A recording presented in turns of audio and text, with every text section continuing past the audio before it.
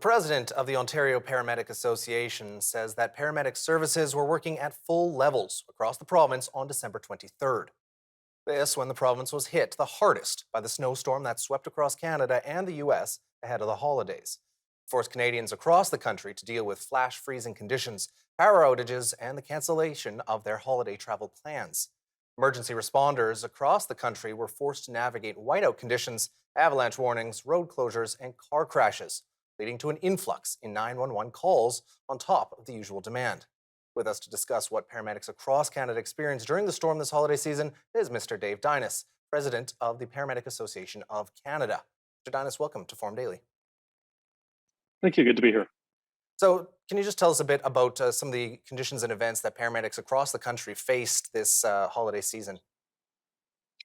Yeah, thanks. And so, as you mentioned in the story, they're similar to the conditions in Ontario. Paramedics from coast to coast to coast were dealing with severe winter conditions that not only impacted, obviously, our ability to respond, but also increased the demand on 911 services. So, made it extremely difficult over the holiday season.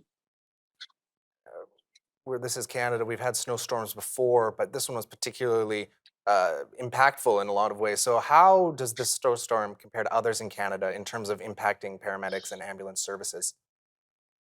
Yeah, certainly. I mean, we're no strangers to winter conditions in Canada, but certainly this was much more severe. And if you look at places like the West Coast or the lower mainland in British Columbia, they're not used to dealing with those types of conditions. So not only the amount of snow and the need to remove it, but also the bone chilling conditions. I think anybody that's watched the news saw what happened to our major airport here at Vancouver International, as well as it impacts the ability for our paramedics to actually get into the workplace as well. So it's a compounding problem for sure in jurisdictions that aren't used to either the amount of snow that falls or the chilly conditions for sure.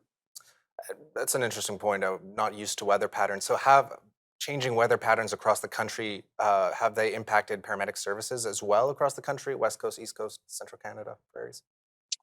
Yeah, absolutely. So we know, for example, again in British Columbia, we were hit with several extreme weather events. The last being the snow winter storm, but also the flooding event in November, and then the extreme heat dome in the summer of 2021. So kind of it's been an emerging theme, particularly on the West Coast, but also with the severe winter storm now that's hit central and eastern Canada. So we're definitely seeing more and more weather events that are impacting the ability of paramedics and paramedic services to respond to patients, not only just in the traditional means of we can't get through because roads haven't been cleared, but again, those things that impact the ability for paramedics to even just get to work. Let's build off that point that you just mentioned there. So, weather aside, what are some of the major issues paramedics are facing in calls across the country now? Yeah, certainly. I mean, so as we know, there's lots of jurisdictions in Canada that have had a dramatic increase in demand on the service, either from the opiate or the COVID pandemic, but also the triple pandemic that's happening now in a lot of places in Canada with RSV, influenza, and COVID. So that in itself in isolation is putting a huge demand on paramedic resources and paramedics. And then anything you put on top of that that impacts the ability for paramedics to actually respond just drives that stress level and that inability up onto a system that's almost at its breaking point on any given day. You mentioned breaking point there. So, what actually is the state of staffing levels across the country? Yeah, it's fairly dire. Most paramedic services in Canada are seeing severe staffing shortages, and that's either from the inability to recruit paramedics or because paramedics themselves are injured or ill.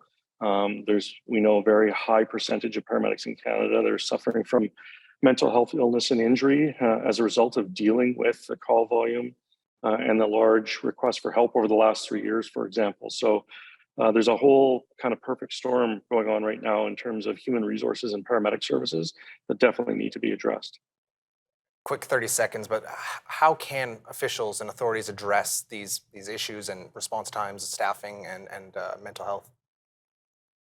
Yeah, certainly in 30 seconds, it's a very complex issue and multi-pronged, but definitely the need to increase recruitment and retention with paramedic staff and services. So the traditional ways in doing that, incentives, wages, all those types of things will definitely help, but also recruitment drives talking about how paramedics can be utilized in non-traditional roles. So, for example, being utilized as community paramedics in jurisdictions that help mitigate the demand on the regular emergency fleet will help as well. Mr. Dave Deines, thank you for joining us today on Forum Daily. My pleasure. Thank you.